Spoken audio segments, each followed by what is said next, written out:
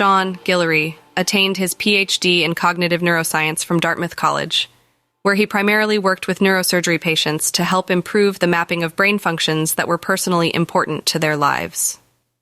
He then took that experience to help build a startup business incubator, Fruition Tech Labs, which is aimed at helping humanity and working on data science efforts to help catch online scammers.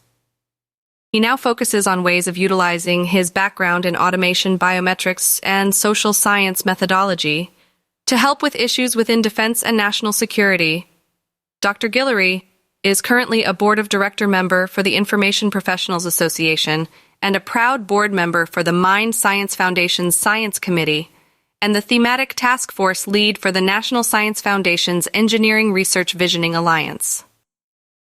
Thank you all again. I have no feedback in terms of how my face may look in terms of in all of its embarrassment right now, but I am honored in terms of being here presenting at the College Security Institute. Again, I love the talks. I love what y'all are going. I'm also a board member for the Information Professional Association, and I just love, again, I love in an envious way, again, like how well this community is in terms of like really looking at like an academic sense, really reaching out to academics that are kind of outside of like defense specifically. And again, I'm hoping to present these things, which I do honestly like look for feedback, and even if there's something that you guys may catch, like do you not know about this field under this keyword? Those kind of things that can even like stop the brakes on everything that I'm presenting. I very warmly look forward to hearing that and learning more, because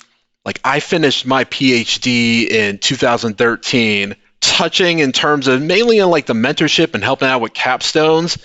But again, if there's like perspective or even kind of like new lines of research I've been missing from there, I feel like in the practitioner, in terms of the things you see in like defense IC and even like homeland security sort of things, I feel like I kind of know a lot about that, but that may also be like American kind of Western. So again, there may be some really cool stuff folks in other countries may be doing that. Again, I'd love to hear as well. So I do encourage the challenges for any of these kind of points that I bring out, because again, like there's things I'm kind of working on as well, and like I said, I welcome that. But all right, enough caveats and rejoinder. We'll get into again like how I think, putting out there to make the most in terms of cognitive biases and not make them so much a waste of time. So again, like what that's kind of a sequel title from this December 2022 paper, when I was a much angrier individual in terms of why I was putting out why most talk about cognitive biases is a waste of time.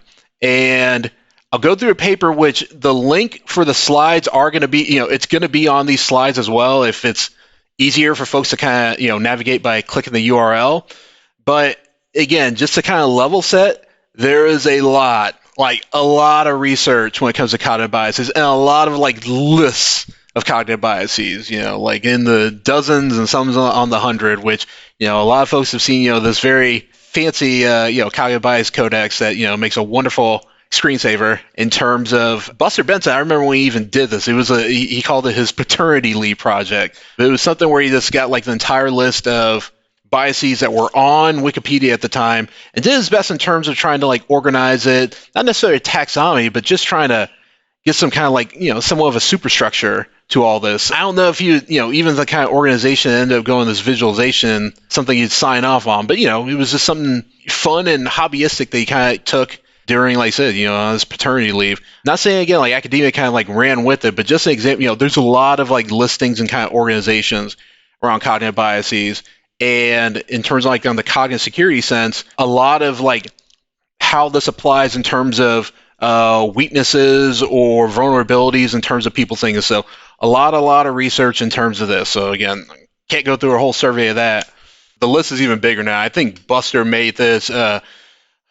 I was in Texas at the time, so it was probably around like 2014, 2015. And again, like I looked at the list in Wikipedia, it's probably over 300. And again, some of those things are exactly the same thing, but just, folks didn't do enough research to see like, oh, okay, does this actually exist? But the one thing I wasn't noticing was, and this is like, in effect, an observation even, if we want to, even be a little more stringent on the definition, coming from Charlie Munger, who is, Warren Buffett's right-hand person, not a psychology background, but he has a habit of almost playing gadfly to a lot of academics in terms of, have you thought of this and this and this, in terms of really seeing things in a real applied sense. When I came across this, it had been 2011 or so I was in the, middle of grad school, this idea of the Lollapalooza effect, which, the original talk was, this confluence of psychological tendencies favor a particular outcome, or again, like this kind of like mixing of numerous, he used the term biases in terms of describing this as well, but the mixture and admixture of different biases together, how they kind of intertwine, which the kind of examples he usually uses would be stuff that you see in advertisement in terms of utilizing like scarcity, utilizing of different kind of color aspects and other sort of in the arguments on like why you should buy this as well. But these things are going on like simultaneously, both in terms of verbal, the context that's put into, the time kind of constraints. These things are happening constantly. Again, he uses Lollapalooza because pre-famous concert in, the 90s. And, like, I don't know if it's, remembered, past anybody younger than me. But, that was just kind of what he ended up naming because, like Lollapalooza is all these things going on, simultaneously in that. And, just seeing that, and getting even a good chuckle, I was like, okay, I was looking to see like the research where folks are looking at like multiple cognitive biases at one time. And I didn't see anything. And this is even me like searching this morning where, okay, like cognitive biases, got a whole lot of Lollapalooza effect. Again, the single study that I kind of mentioned in, in the paper that I found, because again, I found no papers, back, 2011. This is one paper, again, like from Turkey, that it really doesn't go over this effect at all. But again, it's cited. Again, this is where you can like crush the whole thing, and I'd welcome it.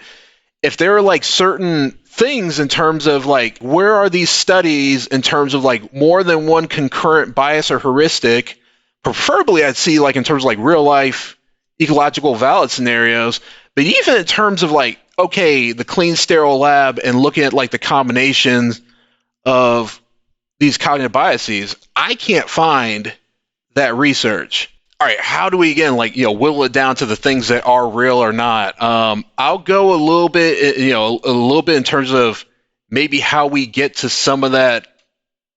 Like, okay, where are the ones we really should be going with? So I'll table that a little bit right now.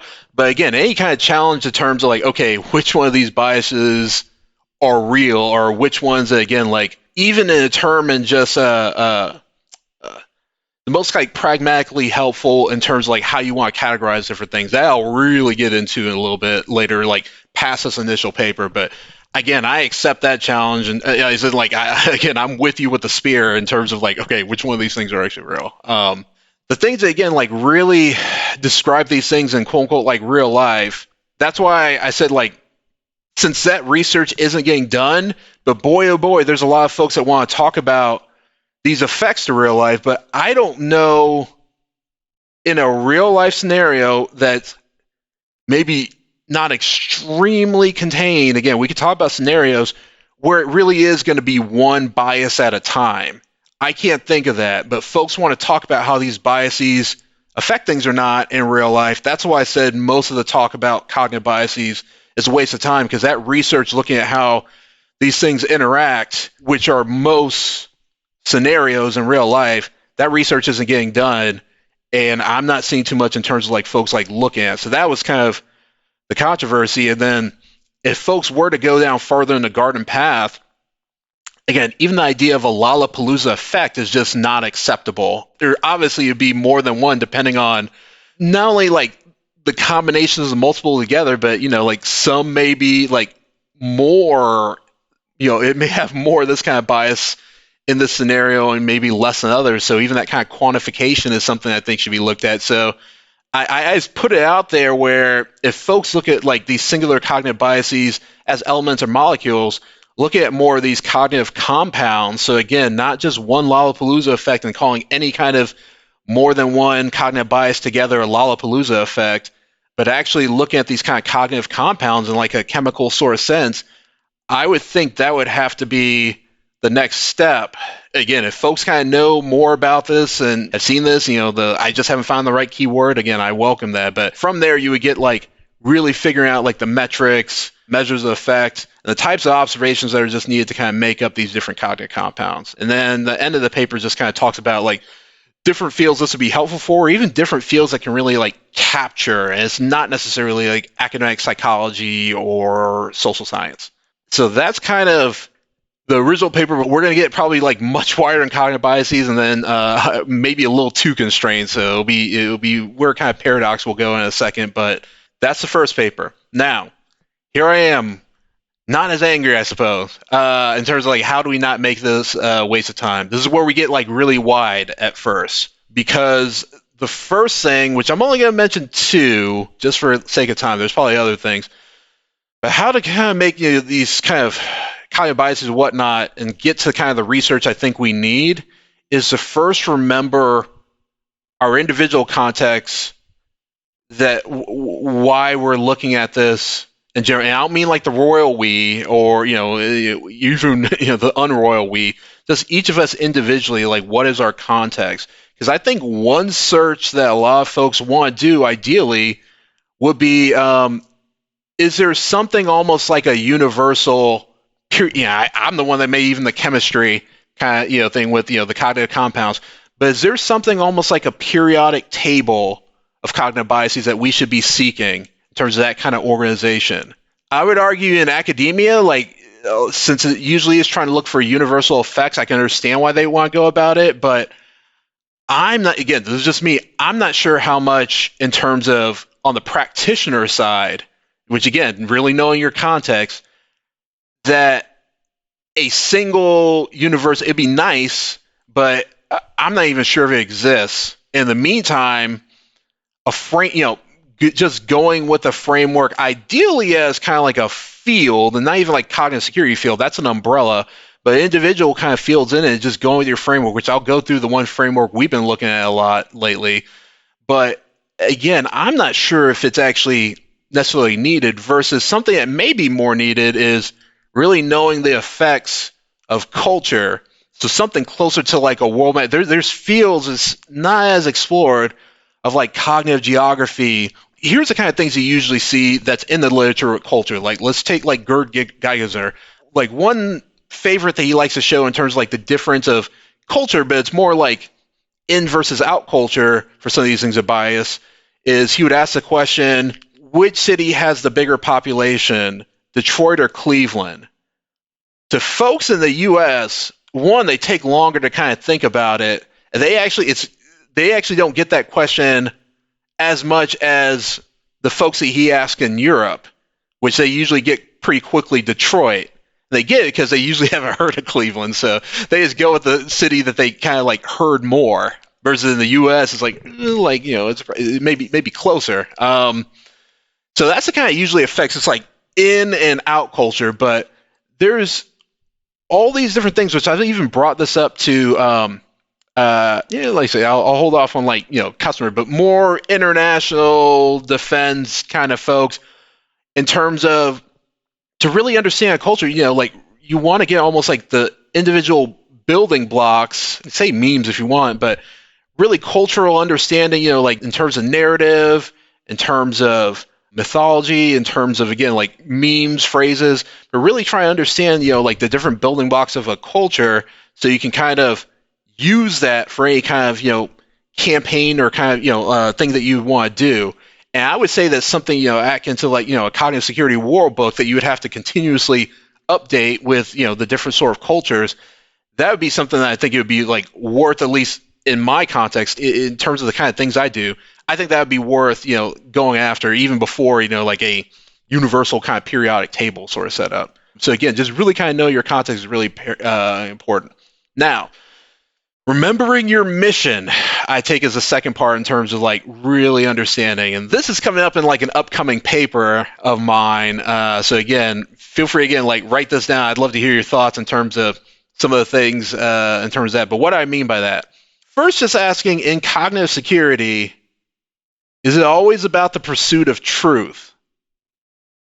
In academia, in terms of how we look at psychology and philosophy, social science, anthropology, or neuroscience, like what's the average brain inference, like in the most amount of people, ideally, again, all of people. But you're trying to get, again, like, is an absolute pursuit of truth in terms of the methods and the insights that you try to gather from that.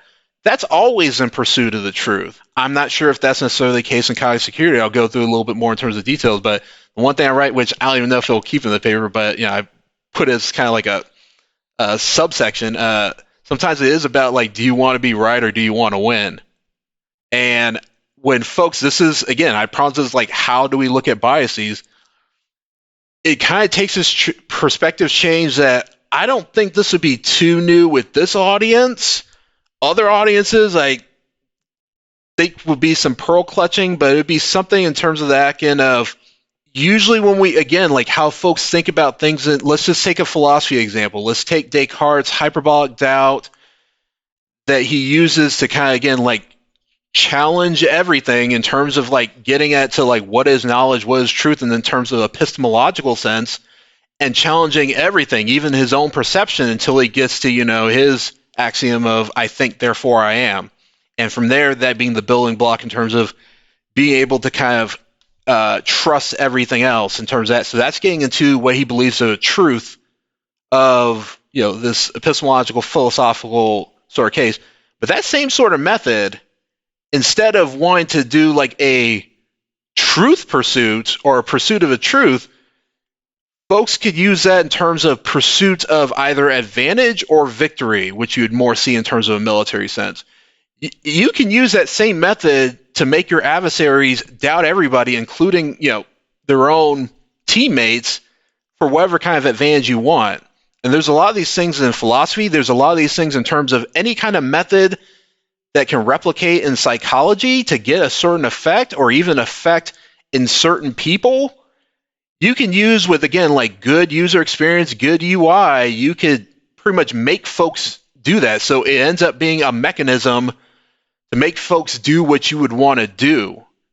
But a lot of folks aren't necessarily looking at these things. And obviously with bias, you can look at it in terms of pursuit of truth, like, okay, where are the holes when we start thinking fast versus slow? Or what are the things that, again, like, even when you're trying to think about, there's still kind of holes in judgment and lead folks to being less objective.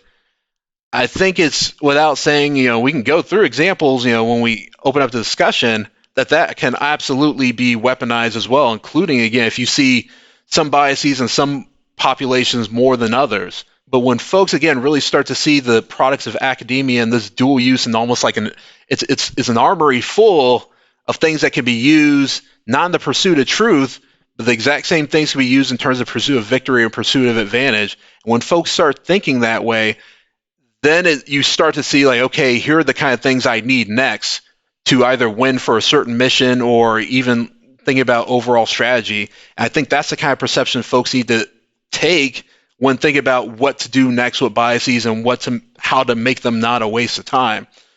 And again, like, how to get this research done or looked at, it's not necessarily technical limitations. It's actually going to be more of questions of morality, and that includes, like, IRBs wanting to go and do this, or folks looking, and just like there's still ethical questions of, should we be using AI for what in warfare? Should we use it in drones? Like, there's still discussion where, folks like Turkey and other, they pass the discussion. They just do it. And it may be something where, again, some of this research may just get done, even if it is something that would be rightfully in place with, like, the Stanford prison experiments, or, Lil Albert experiments, or the Milgram experiments. Folks will do it, get the insights, and use it. So again, it's not a question of technical limitations for a lot of this stuff. It ends up being a question of morality. Then the big challenge, again, I talked about truth and if it's needed in terms of cognitive security, but again, this is also to help out more in terms of what is the mission, what is the motivation, and kind of dual use armory. I'm not going to make an argument like when the truth is needed in terms of cognitive security. That's a longer, not even a talk. That's probably like not even a workshop, probably even longer than that. But here are the two things that they may be something to challenge, but it's something that I kind of take as like my axioms in terms of dealing with truth with cognitive security. The first one is the truth alone is rarely ever sufficient for influence. I don't think that one's controversial, at least with this audience. Because again, if the truth alone is all you needed, the only kind of tactic you would need was debunking, and it would work every time. That's obviously not the reality that we live in. So again, truth alone is rarely sufficient. When it's needed is when we can kind of discuss, but I think it's rarely sufficient alone. Just the truth is going to be enough for influence. The other thing that may be a little bit more controversial is this idea, again, I see the truth as something that goes beyond a cognitive concept. What the heck do I mean by that? Because a lot of times when we think about cognitive security, you're like, oh my goodness, I'm taking it everywhere that I go in terms of everything I perceive, every time that I'm thinking. Heck, even when I'm asleep and dreaming, we're dealing with stuff in terms of the cognitive domain. So it seems very ever present, and anything that we are engaging with conceptually or even thinking wise, it's something where it seems ever present all the time. But why I say the truth is something that's beyond a cognitive concept, again, stuff like emotions, stuff like thinking. There's a lot of these different things that we kind of take, rationality, that if all humans or all thinking things were wiped out from the universe, it will be wiped out with us. I don't think truth is one of those things that would get wiped out. In fact, you hear a lot of folks that do kind of the quote-unquote hard sciences talking about how much easier science would be if there were no humans in terms of like explanations. Humans are what makes things hard. Like, oh, dang, okay, now I got to explain, things on, like the quantum level in terms of humans or even big, astrophysics. It gets hard and they don't even kind of touch it. There's things like the anthropic principle if you want to kind of like go down that route. But again, humans are the things that make it hard. But truth is something that, again, would still be there in terms of like how things work, how things run, beyond, again, if there is any kind of thinking, kind of cognitive being out there in the universe. And truth is a frequent bedfellow in the kind of things that we do in this space, but that almost seems to be a coincidental thing. And there's a lot of things where the truth is actually very inconvenient for a campaign or to folks' message or to humanity's message. Some things that can, again, like get very, very uncomfortable. So again, I see that truth, again, we can understand it. We try to understand it as best we can conceptually and cognitively. But again, it's also hubris to think that everything that would be truth out in the universe is something that could be totally understood by, like the cognition that we currently have. So again, I see truth as something that goes beyond a cognitive concept.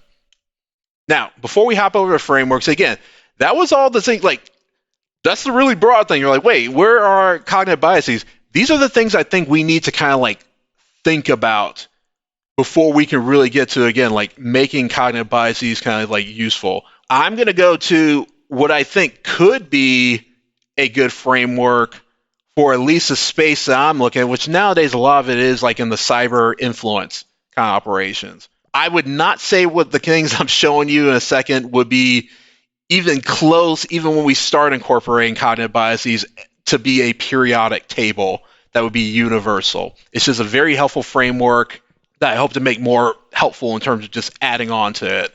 This would be context kind of for that.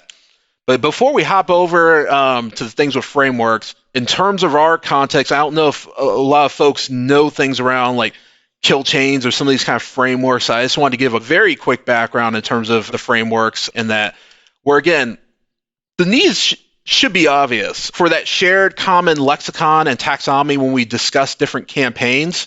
So again, like when one person's talking about Apple and the other person's talking about Apple, they're talking about the same thing. When one group is talking about ISIS and another group is talking about ISIS, they're talking about the same thing. Again, and even what is our field?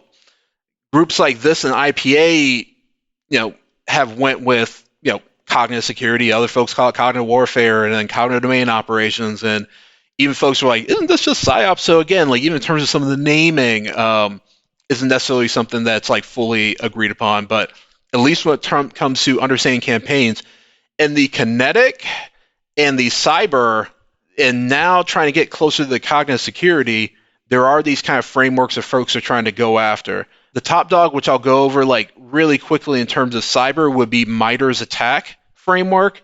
And then the one I'm going to show you quickly that will get more into like, all right, how the biases can go into it and make it hopefully, again, more useful would be something called the DISARM framework. And I'll show you, and then like, I think we set the stuff for DISARM at least, but again, like, if you want the stuff for MITRE and can't find it, just let me know. Cool. All right. So this is, when it comes to auditing, threat hunt, forensics in the cyberspace, MITRE attack is like the go-to for this. There's also a sibling one called MITRE Defend that's more on the blue side, the information assurance side. But in terms of attack, again, they have all these categories that go in terms going all the way to reconnaissance, all the way, again, for any kind of cyber-related attack. And then again, like these are the ones where it kind of goes just the super categories. You can blow it up to kind of like the subcategories.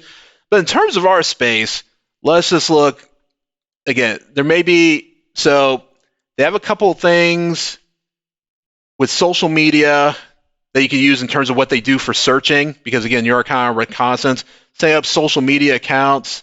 They don't have anything in social engineering, but they have stuff. You got to look. The few things they kind of have would be around phishing. And again, the kind of things you can kind of break down into, you click into it, you can go through like the sub techniques, go through like the examples of what folks did in terms of like actual attacks. You can kind of bury down onto that, the different kind of mitigations and even ways to detect it. So going all the way down, again, like they have it, and MITRE attack's been around enough and had, good amount of iterations where you're probably not going to find anything that's really empty anymore in this. But as you see, in terms of more like the cyber influence attack, they have little to none on this. It's just not the context that they kind of looked at in that. Enter what was called AMIT, AMITT, which is now called DISARM, and there's a whole DISARM foundation of folks trying to. But again, I am not a part of DISARM. Again, I think folks in the room probably know like S.J. Terp, Pablo Brewer. They were the ones working in what was then called AMIT a few years ago, and was now called the DISARM framework, which was them trying to come up with something similar to a MITRE attack, but for more like disinformation kind of campaigns. They have a red framework, then below is the blue framework. This is the interactive framework. There's like on their website, the foundation website, like ways to kind of like further explain. But they try to do the same thing. Like let's take micro-target up here. This is definitely one of the more filled out ones. They don't really have kind of like examples of different attacks like the MITRE attack, but they have the different thing in terms of techniques folks can use to the micro-target. They even have counters for a couple of different things. But again, like to show an example of like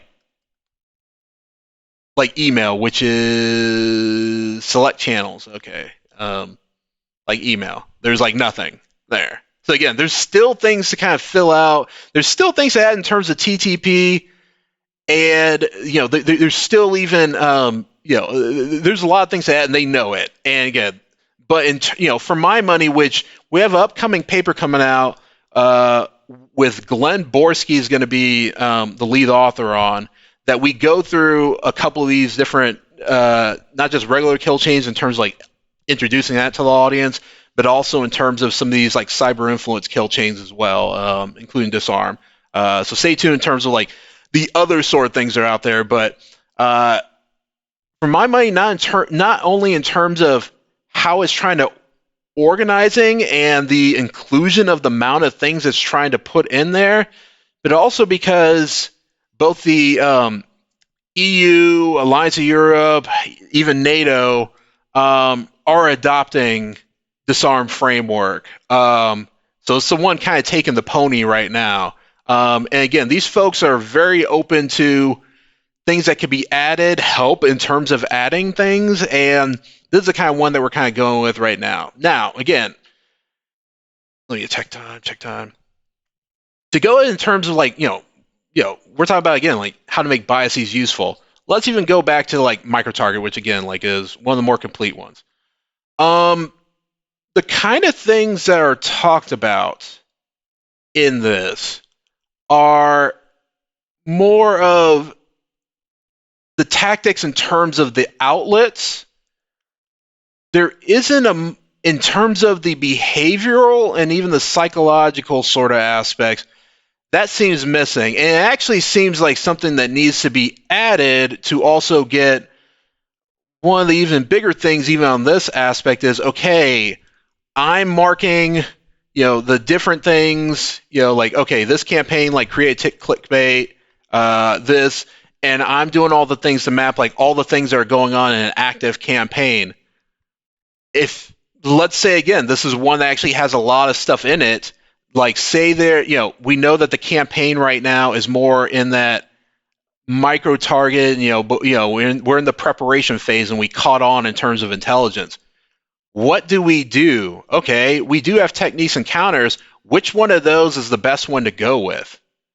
They're kind of they're missing those measures of effect and even the context to tell me, okay, which ones should I be going with on here? Because again, mainly is going with objects, not necessarily going in terms of the behavioral or the psychological aspects that kind of help give it the context of like, really understanding what you're doing in a campaign.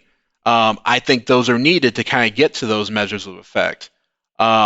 This is so I said that, again, like for at least on the professional side, trying to go for, like, oh, what's actually the real, air quotes, like categorization that I should be thinking about in terms of cognitive biases and whatnot. Again, like a framework like this, which again, like I think it's, adequate, more than adequate enough to start including things like the biases and, what to look for. And eventually, hopefully you can get to even like that cognitive compound, the kind of, the Lollapalooza effects that would have to go to each one in terms of getting the measures of effect to get to see okay, which one of these are the best to respond to depending on the context that you're in front of. And with the combination of folks seeing that kind of dual use armory of academia and really knowing their context and doing the research with the context, which the context for us, at least that we're going forward with, is beefing up the DISARM framework. This is kind of how we're trying to get to where biases are at least useful in our context. So I want to, again, like I said, this is getting more specific versus the other ones were like really, really broad, but kind of getting that broad was what was needed to get to more specifics. But let me quickly get to just in terms of like what the CSI community could do. This is different things where, again, I talked about in terms of academia kind of being that double armory. In terms of the fight for the folks who are in academia, in terms of measures of effect, I feel like it's kind of like neck and neck in terms of academia versus practitioners, but things that like academia can do, and I think, again, your audience has more of an academia bent than like an IPA audience or some of the other audiences that, I get in front of. Y'all can really own the definitions. What I call term warfare. Y'all agree on like, okay, we're going to be calling it cognitive security. We're going to repeatedly call it cognitive security. All of our good insights are going to be under cognitive security. The folks in terms of military government, they're going to follow suit. Like, all right, yeah, like they're calling it that. Why are we calling it something different? So again, that's how y'all can win in terms of like, the terms and definitions. Again, be at the edge of dual use. Big projects, again, I'd love to see a cognitive security world map. Again, on the big, my customer level, I could talk about some of the pushback without revealing, who's who in the zoo in terms of like, not thinking it's a good idea. But these kind of big projects that aren't even, they cost money in terms of your time and the people involved, but they wouldn't need like to pay for a lot of tech or something. You just need like cooperative people and time, and something like the cognitive security world map will be something that, again, I think, again, like a community like this that's, international, looking at how to build up, something like that could be like really big. And then in terms of funding, I think more stuff that show versus tell is going to be the key on that. So what the heck do I mean? I came across this old TV movie in the US called The Day After, and folks who are in the UK, there was a similar movie called Threads in the 80s as well. It was about, again, like a nuclear strike in, again, either heartland of the U.S. or the heartland of, again, the U.K. And the after effects, they even go the generations going down. Again, it was a TV movie. But what that did for the population in terms of understanding, yikes, that's what a nuclear strike can do. And even on the U.S. end, Ronald Reagan, after seeing that, was like, okay, like policy. That's the kind of stuff in terms of showing that I think we need in the cognitive security space. Like, what is our version of showing the day after for the cognitive security space? So folks, in terms of, the public, lawmakers, and even the higher ups in, government, DOD and whatnot, really get the importance of, oh gosh, that's what can happen in cognitive security. Okay, what can we do about it? I think stuff like the frameworks do seem to be helpful in terms of when I show them, like, when they click and woohoo, okay, like I'm getting it more. But even more things that really get in terms of like the stories and getting it out there. I think that's going to be the biggest lever for getting a lot of things funding in terms of research, in terms of getting stuff applied and into the field. I throw that to everybody out here as well. And then let me finally stop. Thank you, CSI, for having me out here. I'm all ears now to hear everybody out and answer any questions. I'll try to be quick so we can get to everybody.